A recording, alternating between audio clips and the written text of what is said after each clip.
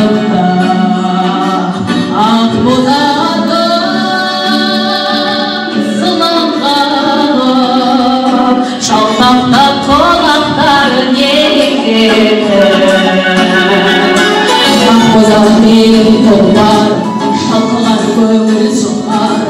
көкірекке жұттым мен далада жазғы жомар